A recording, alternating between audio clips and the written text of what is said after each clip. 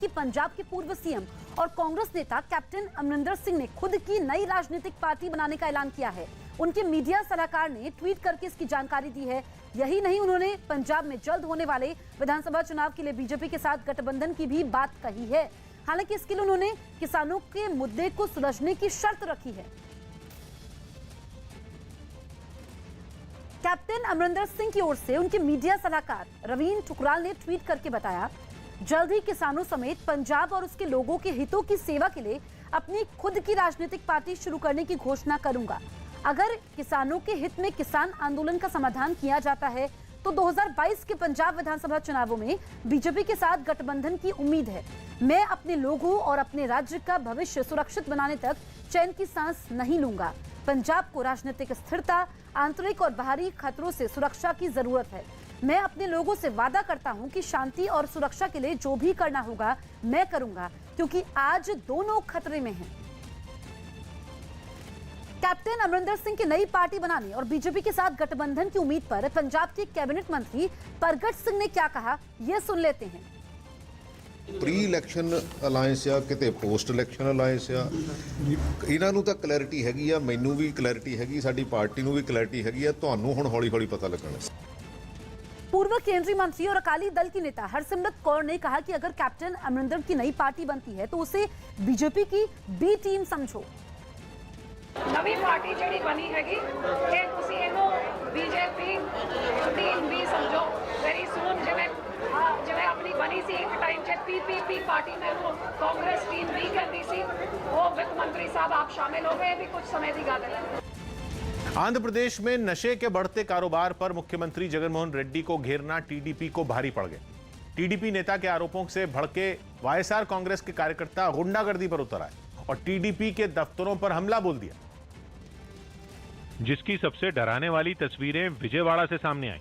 वहां वाईएसआर कांग्रेस के कार्यकर्ताओं ने टीडीपी के मुख्यालय पर ही हमला कर दिया। हाथों में लाठियां लिए कार्यकर्ताओं ने दफ्तर का लोहे का गेट तक उखाड़ दिया और जबरन अंदर घुस गए। अंदर घुसते ही उन्होंने तांडव करना शुरू कर दिया। जमकर पथराव किया गया। ऐसा लगा जैसे वो सब कुछ बर्बाद करने के इरादे से ही अंदर घुसे हों। बड़ी तादाद में पहुंचे इन कार्यकर्ताओं ने वहां जमकर तोड़फोड़ की। जो कुछ सामने आया उसे चकनाचूर कर दिया गया। मेज, कुर्सियां, कांच की खिड़कियां सब गुंडागर्दी की भेंट चढ़ गईं। इस बवाल में महिलाएं भी पीछे नहीं रहीं। उन्होंने भी अपने साथी कार्यकर्ताओं का पूरा साथ दिया।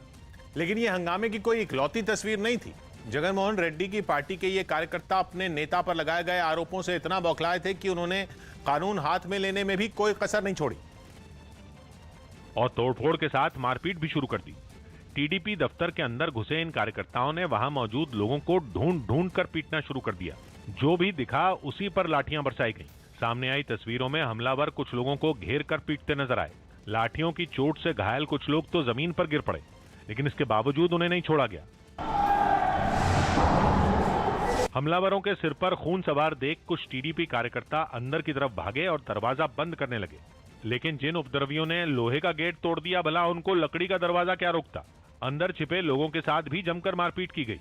सिर्फ यही नहीं, टीडीपी के जिस नेता ने प्रदेश में नशे के कारोबार को लेकर सरकार और मुख्यमंत्री पर निशाना साधा था, उनको भी नहीं छोड़ा गया। सत्ताधारी पार्टी के कार्यकर्ता पट्टाभिराम के घर में घुस गए और सब कुछ तहस नहस कर दिया। उनके घर की तस्वीरें देखकर तो ऐसा लगा जैसे वहां कोई बवंडर आया हो। चाहे घर में मौजूद फर्नीचर हो या टीवी या कोई दूसरी चीज, सब कुछ बर्बाद कर दिया गया। घर के बाहर खड़ी गाड़ियां भी तोड़ दी गईं। Taking action on ganja smugglers, they attacked my residence. My house is totally destroyed. Andhra Pradesh में टीडीपी के कई दफ्तरों को निशाना बनाया गया। इस बवाल के बाद टीडीपी मुखिया और प्रदेश के पूर्व मुख्यमंत्री चंद्रबाबू नायडू भी पार्टी मुख्यालय पहुंचे और हालात का जायजा लिया। खबर है कि उन्होंने केंद्रीय गृह मंत्री अमित शाह से भी फोन पर बात की और पूरे मामले की जानकारी देने के साथ उनसे केंद्रीय सुरक्षा की मांग की। पश्चिम बंगाल के कलिम्पोंग से एक हैरान करने वाला वीडियो सामने आया है, जिसमें एक बादल फटते हुए साफ देखा जा सकता है। दावा है कि एक पर्यावरणविद ने बादल फटने का वीडियो रिकॉर्ड किया।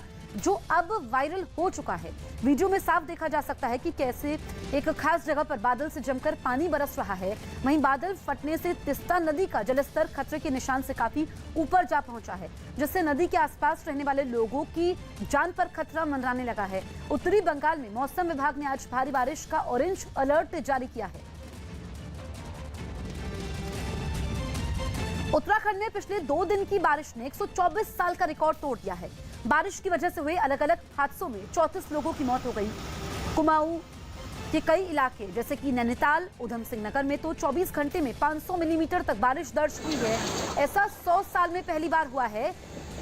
बारिश के बाद तबाही की ये तस्वीरें पिछले 48 घंटे की है।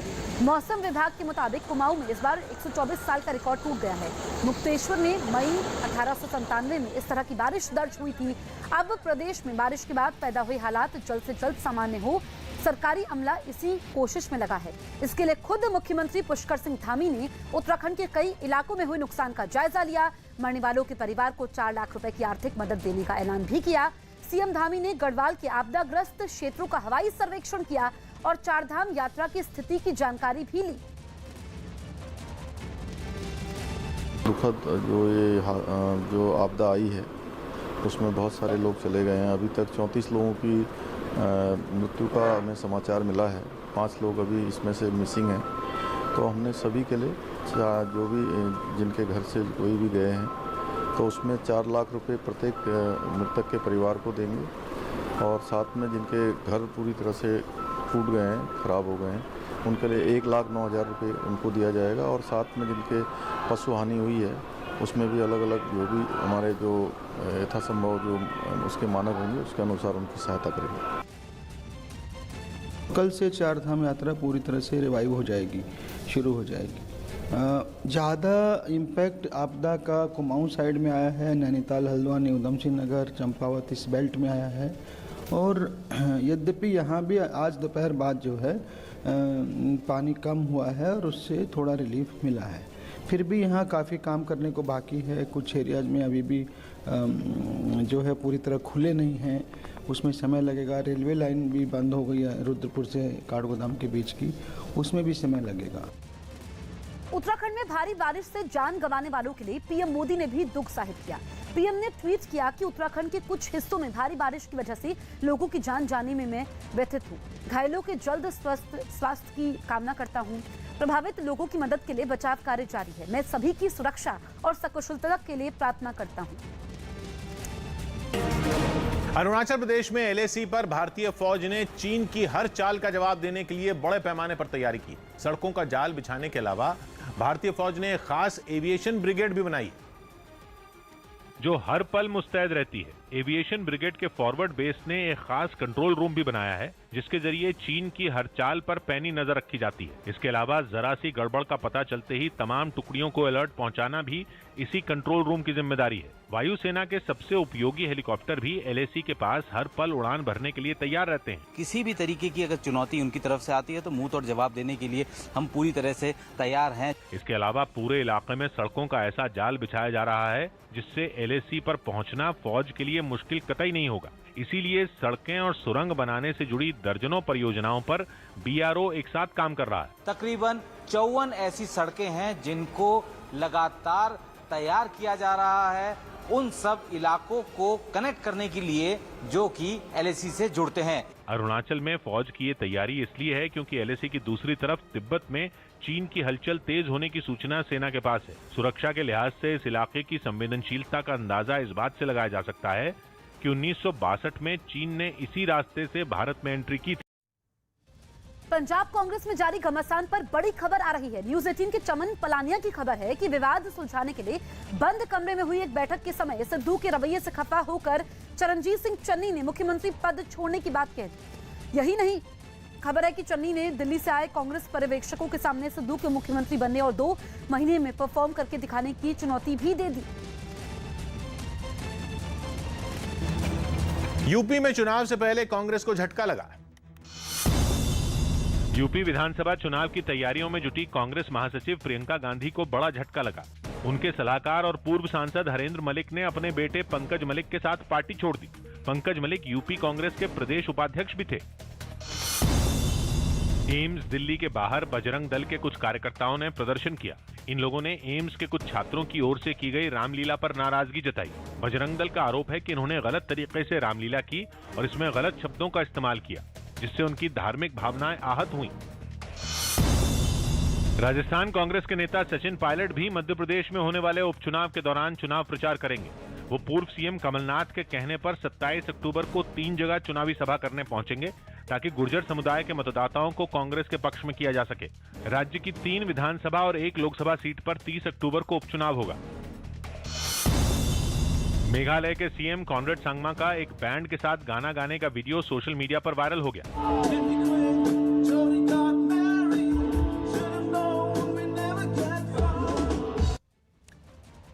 जम्मू कश्मीर के पुंछ से एक बड़ी खबर आ रही है। न्यूज़ 18 के पवन शर्मा की खबर है कि पुंछ में 10 दिन से आतंकवादियों से मुठभेड़ जारी है। सेना ने पुंछ के मेंढर के जंगलों में छिपे आतंकवादियों पर अंतिम प्रहार शुरू कर दिया है।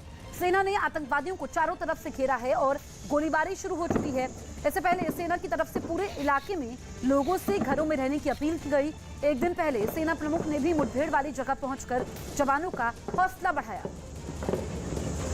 तो पुंछ में 10 दिन से मुठभेड़ चल रही है और अंतिम प्रहार की सेना ने तैयारी भी शुरू कर ली है। कल सेना प्रमुख वहां पर पहुंचे, जवानों का हौसला बढ़ाया। 2 तस्वीरें आप देखिए और माना यह जा रहा है कि जो मुठभेड़ पिछले 10 दिनों से चल रही है वो अब खत्म हो सकती है, क्योंकि अब चौतरफा घेर लिया है आतंकियों को सेना ने। इटली में नौकरी करने वाले लोगों के लिए कोविड-19 हेल्थ पास जरूरी करने पर वहां के त्रियस्ते शहर में कोहराम मच गया। इटली ने अपने यहाँ सैलून में काम करने वाले हेयर ड्रेसर से लेकर फैक्ट्री के मजदूर तक के लिए हेल्थ पास जरूरी कर दिया है। मतलब कि वहां काम करने की इजाजत तभी मिलेगी जब कर्मचारी वैक्सीनेशन का सर्टिफिकेट या पिछले 48 घंटे की कोरोना नेगेटिव टेस्ट रिपोर्ट दिखाए। लेकिन इन नियमों को ज्यादती मानते हुए त्रियस्ते शहर में सैकड़ों लोग धरने पर बैठ गए। सड़क जाम हो गई तो पुलिस ने उसे खाली कराने के लिए प्रदर्शनकारियों पर पानी की अंधाधुंध बौछार कर दी, मगर लोगों के इरादे पक्के थे। वो ठंड में पानी की बौछार सहते रहे, लेकिन टस से मस नहीं हुए। वो गीली सड़क पर शांति से बैठे रहे। तरकीब काम नहीं आई तो फिर पुलिस ने आंसू गैस छोड़नी शुरू कर दी। इस बार उसका दांव चल गया। आंसू गैस ने प्रदर्शनकारियों की हालत पस्त कर दी और वो उठकर चल दिए। इटली की सरकार का कहना है कि कोविड-19 हेल्थ पास काम करने की जगहों पर कोरोना फैलने से रोकने के लिए जरूरी है, लेकिन कर्मचारियों का मानना है कि कोविड पास गैर जरूरी है और इससे उन पर फालतू का बोझ पड़ेगा। दिल्ली के किशनगढ़ से दिल दहला देने वाला एक वीडियो सामने आया। वहां कुछ बदमाशों ने फॉर्च्यूनर कार में सवार शख्स को जान से मारने के इरादे से उस पर गोलियों की बरसात कर दी, जिसके बाद दिल्ली पुलिस की स्पेशल सेल ने इस मामले के आरोपियों के खिलाफ कार्रवाई की। ये घटना 2 दिन पहले की बताई गई, जिसका वीडियो भी सामने आया। उसमें साफ दिखा कि एक फॉर्च्यूनर बाजार के बीच से गुजर रही थी। तभी उस पर पीछे से 4 बदमाशों ने फायरिंग शुरू कर दी। गोलियों की तड़तड़ाहट से वहां हड़कंप मच गया और कार सवार किसी तरह वहां से भाग निकला। बताया गया कि उन बदमाशों के निशाने पर धामी पहलवान नाम का शख्स था, जो कि उसी कार में बैठा था। हालांकि इस हमले में गोलियों से छलनी उसका ड्राइवर हुआ और धामी बाल बाल बच गया। पुलिस ने सामने आए वीडियो के आधार पर कुछ ही घंटों के अंदर चारों बदमाशों को धर दबोचा, उन्हें गिरफ्तार कर लिया। बताया गया कि पुलिस को आरोपियों के पास से कई हथियार भी बरामद हुए। सुरक्षा बल ने कश्मीर में आतंकवादियों की मदद करने वालों की तलाश तेज कर दी। पिछले कुछ दिनों में कश्मीर में टारगेट किलिंग बढ़ गई है। मतलब ये कि आतंकवादियों ने आम लोगों को निशाना बनाया था, जिसके बाद सुरक्षा बल के जवान उन लोगों को खोजने लगे जिन्होंने आतंकवादियों की आम लोगों को मारने में मदद की। श्रीनगर में सीआरपीएफ के जवान तलाशी लेने घर घर गए। उन्होंने वहां रहने वालों से उनका नाम, पता और काम पूछा और पूरी जानकारी कागज पर नोट की। कहाँ के रहने वाले हो? क्या काम करते हो? कारपेंटर है। केवल घर घर ही नहीं, सुरक्षा बल की नजर सड़क से गुजरने वालों पर भी रही। गाड़ियों की तलाशी ली गई, मोटरसाइकिल से जाने वालों का सामान देखा गया। सीआरपीएफ के जवानों ने यह साफ कर दिया कि ये सब करने के पीछे उनका मकसद उन लोगों की सुरक्षा सुनिश्चित करना है जो दूसरे राज्यों से आए हैं। जो नॉन लोकल लोग हैं उनको भी विशेष सुरक्षा का भाव दिखाते हैं। पता चला कि केंद्रीय जांच एजेंसी एनआईए जल्द ही कश्मीर में हुई टारगेट किलिंग से जुड़े कुछ मामलों को टेक ओवर कर सकती है। उनकी जांच करेगी।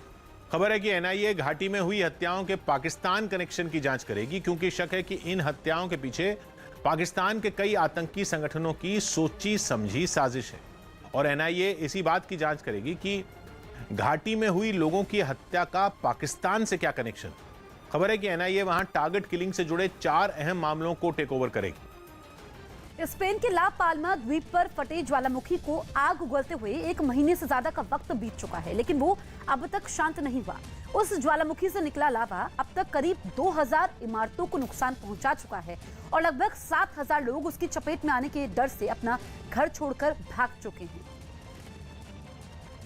लेकिन ये ज्वालामुखी है कि उसकी प्यास अब भी शांत नहीं हो पाई और वो लगातार आग उगले जा रहा है। वहाँ से जो तस्वीरें सामने आई उनमें किसी फव्वारे की तरह लावा फूटता नजर आया। दुनिया तो रात होते ही सो गई, लेकिन इस ज्वालामुखी का तांडव अंधेरे में भी जारी रहा। मंजर तो वो भी खौफनाक दिखा, जिसमें ज्वालामुखी में फूटा लावा नदी में जैसे पानी होता है, ठीक उसी तरह जमीन पर बहते हुए समुद्र में मिलने के लिए नीचे की तरफ बहने लगा। न केवल लावा, ज्वालामुखी से काला और सफेद धुआं भी उठता नजर आया। वहाँ से सामने आई कुछ दूसरी तस्वीरों में रात के वक्त उस जगह को देखकर ऐसा लगा जैसे वो आग की चादर पर ही बनी हो। बताया गया कि ज्वालामुखी पर विस्फोट की वजह से ला पाल्मा द्वीप पर रोजाना भूकंप के दर्जनों झटके महसूस किए जा रहे हैं। लेकिन राहत की बात यह है कि ज्वालामुखी के फटने से पहले ही लोगों को सुरक्षित जगहों पर पहुंचाया जा चुका है। कुछ महीने बाद होने वाले उत्तर प्रदेश विधानसभा चुनावों से पहले कांग्रेस ने 40% टिकट महिलाओं को देने का ऐलान कर बड़ा सियासी दांव चल दिया। इसका ऐलान पार्टी की राष्ट्रीय महासचिव प्रियंका गांधी ने किया। तो इस मौके पर लखनऊ में पार्टी दफ्तर के बाहर बड़ी संख्या में महिलाएं गाजे बाजे के साथ मौजूद दिखीं, जो न केवल प्रियंका पर फूलों की बारिश करती रहीं, बल्कि उनके नाम के नारे लगाती भी नजर आईं। प्रियंका दफ्तर के अंदर तैयार मंच पर पहुंचती उससे पहले ही वहां एक पोस्टर लगाया गया, जिसे यूपी चुनाव में कांग्रेस के महिला कार्ड से जोड़ा जाने लगा। और इसके बाद जो कसर बची थी उसका ऐलान प्रियंका ने मंच पर मौजूद 10 में 3 महिलाओं की मौजूदगी में डंके की चोट पर किया। आने वाले विधानसभा चुनाव में उत्तर प्रदेश में कांग्रेस पार्टी 40% टिकट महिलाओं को देगी। न्यूज 18 से बातचीत में प्रियंका ने इस ऐलान की वजह भी बताई। मैंने नोटिस करना शुरू किया कि ये जो लड़कियां हैं वो आज लड़ना चाह रही हैं, चुपचाप से नहीं सहना चाह रही हैं जो हो रहा है उनको। जाहिर है प्रियंका ने महिला कार्ड के जरिए यूपी में कांग्रेस के चुनाव प्रचार का शंखनाद कर दिया। लेकिन जीत के लिए जिस आधी आबादी पर हर दिल की नजर है, उसकी तरफ कांग्रेस के कदम बढ़े तो सियासी गलियारों में खलबली महसूस की जाने लगी। फिर तो यूपी की सत्ता के तमाम दावेदारों ने कांग्रेस पर हल्ला बोल दिया और प्रियंका गांधी के ऐलान को चुनावी हथकंडे से जोड़ना शुरू कर दिया। क्योंकि बीते कुछ साल में महिलाओं को बीजेपी का साइलेंट वोटर माना गया, इसलिए पहला बयान भी बीजेपी से ही आया। वो अपने निजी स्वार्थ के लिए कांग्रेस को नहीं जीवित रखना है, उन्हें अपने आप को, अपने परिवार को जीवित रखने के लिए ये सारी चीजें करना पड़ रही हैं। प्रियंका के ऐलान के बाद समाजवादी पार्टी भी खुद को महिला हितैषी दिखाने की होड़ में शामिल हो गई, जबकि बीएसपी अध्यक्ष मायावती ने ट्वीट कर इसे कांग्रेस की चुनावी नौटंकी करार दिया। मायावती ने प्रियंका से पूछा कि कांग्रेस की सरकारें जहां-जहां हैं, वहां महिलाओं को 33% आरक्षण क्यों नहीं मिला। दिल्ली में एक छात्र पर हुए हमले के मामले में 2 आरोपी पकड़े गए। दिल्ली के मंगोलपुरी इलाके में एक छात्र पर हुए हमले के मामले में 2 आरोपियों को पकड़ लिया गया। इनमें एक नाबालिग भी शामिल है। आरोप है कि इन्होंने लूट का विरोध करने पर इस छात्र पर हमला कर दिया था। यूपी के सीएम योगी आदित्यनाथ ने लखनऊ में खादी महोत्सव का उद्घाटन किया। इस दौरान उन्होंने चरखा भी चलाया। देश की आजादी के अमृत महोत्सव के तहत ये कार्यक्रम आयोजित किया गया। खादी जुड़ता है हमारे सम्मान से और खादी जुड़ता है हमारे स्वावलंबन से। मध्य रेलवे ने मुंबई के छत्रपति शिवाजी महाराज टर्मिनस पर ट्रेन के पुराने कोच को रेस्टोरेंट में तब्दील कर दिया। दावा किया गया कि इससे रेलवे को सालाना करीब 42 लाख की कमाई होगी। इस रेस्टोरेंट के एक हिस्से में लोगों के बैठने की व्यवस्था की गई, तो वहीं दूसरी तरफ किचन बनाया गया। बताया गया कि इसमें एक बार में 40 से ज्यादा लोग खाना खा सकेंगे। साथ ही पार्सल की सुविधा का भी इंतजाम किया गया। इसका ख्याल रखा गया है कि बाहर से आने वाले लोग, सिर्फ यात्री ही नहीं बल्कि बाहर से आने वाले लोग भी इस रेस्टोरेंट का लुत्फ उठा पाएं। ये रेस्टोरेंट खास तौर पर स्टेशन के बाहर बनाया गया ताकि ज्यादा लोग वहां आ सकें, जिससे कि रेलवे को अर्निंग में फायदा होगा, हमारे पुराने कोच का उपयोग होगा। दिल्ली के नजफगढ़ इलाके में एक दुकान में एक बुजुर्ग और उसकी बेटी को गोली मार दी गई। इसमें बुजुर्ग की मौत हो गई। इस वारदात के पीछे पैसों के लेन देन की आशंका जताई गई। महाराष्ट्र के पुणे से हैरान करने वाली कुछ तस्वीरें सामने आई। वहां शरद पूर्णिमा के मौके पर एनसीपी पार्षद सचिन दोड़के ने लोगों में मुफ्त में दूध बंटवाया, लेकिन उसे लेने के लिए इतने लोग जुट गए कि उन्होंने कोरोना नियमों को ही ताक पर रख दिया और अपने अपने बर्तनों में दूध भरवाने की उनमें होड़ सी मच गई। उनमें हर कोई ज्यादा मात्रा में और सबसे पहले दूध लेने की जद्दोजहद में एक दूसरे पर गिरता नजर आया। वैसे बटना तो 10,000 लीटर दूध था, लेकिन फिर भी लोगों के मन में शक इस बात का था कि कहीं वो चूक गए। ये हालात केवल बड़ों के ही नहीं दिखे, उनमें बच्चे भी शामिल दिखे। वो भी अपने घरों से बर्तन लेकर वहाँ पहुँचे, लेकिन किसी को भी ये परवाह नहीं दिखी कि वो इस भीड़ भाड़ में कोरोना की जद में आ सकते हैं। उन लोगों पर तो जुनून सवार था मुफ्त में दूध लेने का। इसके लिए कोई बर्तन लेकर वहाँ पहुँचा तो कोई बाल्टी उठाकर ही घर से चल दिया, और कुछ लोग तो पॉलिथीन में दूध लेने वहाँ पहुँच गए। लेकिन उनमें न दूरी बनाए रखने के नियम को मानने की इच्छा दिखी और न ही भीड़ भाड़ से दूर रहने की, क्योंकि वहाँ सवाल फ्री में दूध लेने का जो था। पुलिस ने शराब पीकर गाड़ी चलाने के आरोप में भतीजे को पकड़ा तो राजस्थान के शेरगढ़ की कांग्रेस विधायक मीना कंवर ने थाने में हंगामा कर दिया। विधायक के हंगामे का वीडियो वायरल हो गया, जिसमें मीना कंवर अपने पति और पूर्व विधायक उमेद सिंह के साथ थाने में पुलिस वालों से बहस करती नजर आईं और अचानक अपने पति के कहने पर थाने में ही धरने पर बैठ गईं।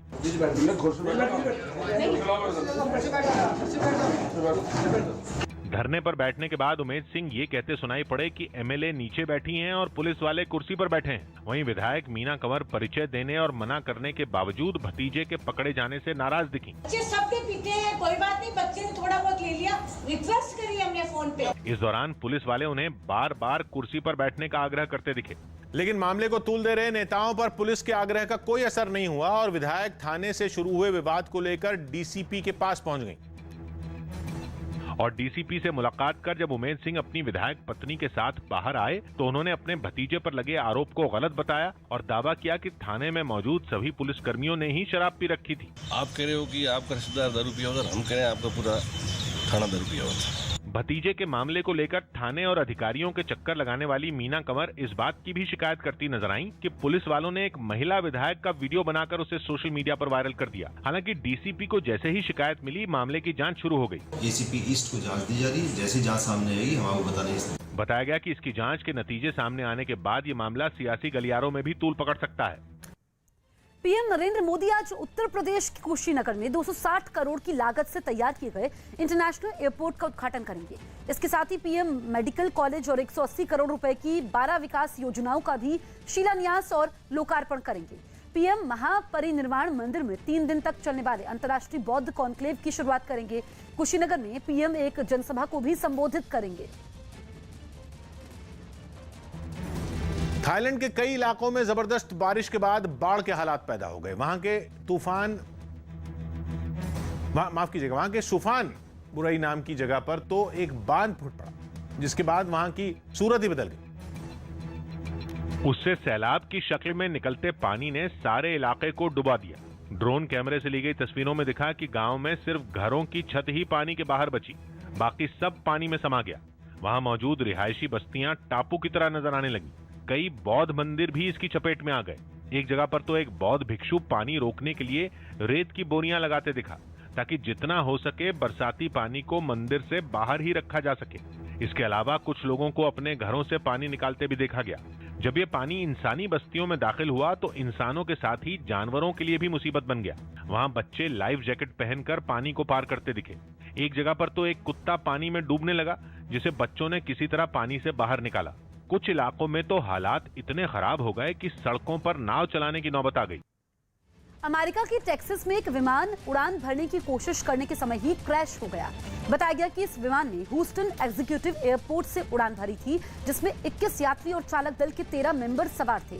खबर है कि उन्हें विमान से सुरक्षित बाहर निकाल लिया गया, जिसके बाद उस विमान से आग की लपटों के साथ धुआं उठता नजर आया। हादसे के बाद वहां से जो तस्वीरें सामने आई, उनमें दिखा कि विमान का पिछला हिस्सा आग की जद में आने से बच गया, लेकिन विमान के बाकी हिस्से का लपटों ने नामो निशान मिटाकर रख दिया। This plane was actually attempted to take off, never was able to take flight. जहां वो विमान गिरा वहां राख ही राख बिखरी दिखाई थी, जबकि आग बुझाने के लिए दमकल कर्मियों ने अपनी पूरी जान लगा दी। वो लगातार पानी से आग को बुझाने की कोशिश में जुटे रहे, लेकिन तब तक वो आग विकराल रूप ले चुकी थी। बताया गया कि इस हादसे में एक शख्स जख्मी हो गया, जिसका इलाज जारी है।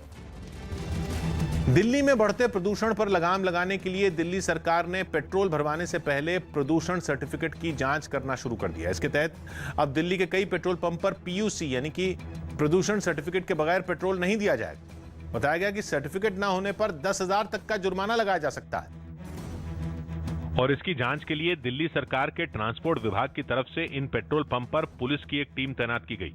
ये लोग पेट्रोल भरवाने आए लोगों से उनके प्रदूषण सर्टिफिकेट मांगते दिखे। इसके लिए बाकायदा एक रजिस्टर में एंट्री भी की गई। तमाम पेट्रोल पंप हैं, वहां पर पहले गाड़ियों का पोल्यूशन सर्टिफिकेट चेक किया जाता है और उसके बाद ही उन्हें तेल भराने की इजाजत दी जाती है। दावा किया गया कि इस मुहिम के लिए ट्रांसपोर्ट विभाग ने 500 टीमों का गठन किया, जो कि दिल्ली के अलग अलग पेट्रोल पंप पर चेकिंग में जुटी नजर आई। पीयूसी न होने पर लोगों का चालान काटा गया, लेकिन कुछ लोग ऐसे भी थे जिनके पास सर्टिफिकेट तो था, लेकिन वो उसे साथ लेकर नहीं चल रहे थे। ऐसे लोगों के लिए इस टीम ने अलग से व्यवस्था की। डेटाबेस से क्रॉस वेरीफाई करेंगे और अगर उनका वहाँ पे जो डेटाबेस में शो कर रहा है कि इनका बना हुआ है, घर पे रखा है बट बना हुआ है, तो उनका चालान नहीं होगा, वरना ई चालान उनके घर पे भेज दिया जाएगा। 1 महीने तक चलने वाले इस अभियान का मकसद प्रदूषण कम करना तो है ही, साथ ही ये भी तय करना है कि जिन लोगों ने अपना पोल्यूशन सर्टिफिकेट नहीं बनवाया वो भी जल्द से जल्द इसे बनवा लें। क्रूज ड्रग्स केस में आरोपी शाहरुख खान की बेटी आर्यन की जमानत पर आज मुंबई की सेशंस कोर्ट अपना फैसला सुना सकती है। कोर्ट आज तय करेगी कि आर्यन खान बेल पर बाहर आएंगे या फिर अगले और कुछ वक्त तक उन्हें सलाखों के पीछे ही रहना पड़ेगा। कोर्ट ने आर्यन समेत अरबाज मर्चेंट और मुनमुन दमुएचा की जमानत याचिका पर सुनवाई के बाद 15 अक्टूबर को अपना फैसला 20 अक्टूबर तक के लिए रिजर्व कर दिया था। ऐसे में आज कोर्ट ये फैसला दे सकती है कि आर्यन जेल में ही रहेंगे या फिर जमानत मिलने की उनकी मन्नत पूरी हो जाएगी। आर्यन पिछले 17 दिन से सलाखों के पीछे हैं। 2 अक्टूबर को क्रूज ड्रग्स केस में एनसीबी ने आर्यन को गिरफ्तार कर लिया था। उत्तर कोरिया ने एक और मिसाइल दागकर सनसनी मचा दी। दक्षिण कोरिया की सेना ने जानकारी दी कि उत्तर कोरिया ने एक नई मिसाइल का परीक्षण किया है। ये कोई ऐसी वैसी मिसाइल नहीं है। इस खतरनाक मिसाइल को पनडुब्बी से दागा गया। पानी के अंदर से छोड़ी गई ये मिसाइल सी ऑफ जापान में जापान के करीब जाकर गिरी, जिसने करीब 450 किलोमीटर की दूरी तय की। यही नहीं, ये मिसाइल करीब 60 किलोमीटर की ऊंचाई तक भी गई। इससे पहले भी उत्तर कोरिया हाइपरसोनिक और कई हजार किलोमीटर की रेंज वाली मिसाइलों के परीक्षण का दावा कर चुका है, लेकिन इस बार तो उसने पानी के अंदर से मिसाइल छोड़कर जापान के साथ दक्षिण कोरिया के होश भी उड़ा दिए। दिल्ली पुलिस ने कार लूटने वाले गिरोह पर कार्रवाई की। दिल्ली पुलिस ने महंगी कारों को लूटने वाले एक गिरोह के कुछ सदस्यों को गिरफ्तार कर लिया। आरोप है कि ये लोग यूपी के मेरठ से आकर राजधानी में चोरी करते थे। T20 वर्ल्ड कप के क्वालिफाइंग दौर के एक मैच में स्कॉटलैंड ने जीत हासिल कर ली। उसने इस मुकाबले में पापुआ न्यू गिनी को 17 रन से हराया। मुंबई में गहनों की एक दुकान में लूट की कोशिश करने वाले एक आरोपी को पुलिस ने पकड़ लिया। हालांकि गिरफ्तार आरोपी का एक साथी वहां से भागने में कामयाब रहा। एक आदमी ने ऊपर से छलांग लगा दी नीचे, उसको दबोचा। दिल्ली के बिंदापुर इलाके में एक लड़की की चाकू मारकर हत्या कर दी गई। हत्या का आरोप मारी गई इस लड़की के पड़ोस में रहने वाले एक लड़के पर लगा। बताया गया इन दोनों के बीच पहले दोस्ती थी। अमूल अपनी 75वीं सालगिरह का जश्न मना रहा है। इस मौके पर आइए आपको बताते हैं कि अमूल ने समय समय पर अपनी बात देश विदेश में कैसे पूरी कामयाबी के साथ पहुंचाई। अमूल का हर विज्ञापन नई कहानी कहता है। अमूल की कोशिश रहती है कि अपनी बात निराले और दिलचस्प अंदाज में आप तक पहुंचाए। आइए देखते हैं अमूल की एक अमूल्य कहानी।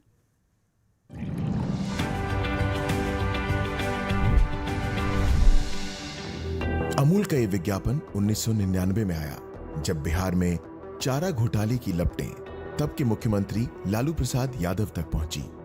बिहार के चारा घोटाले की गूंज पूरे देश में सुनाई दी। लालू यादव को जेल जाना पड़ा। विज्ञापन में चारे के ढेर पर बैठे लालू यादव को अमूल बटर लगी ब्रेड खाते हुए दिखाया गया। संदेश दिया गया कि अमूल बटर देश में चाव से खाया जाता है। अमूल ने हर बड़ी घटना के सहारे अपनी बात रखी।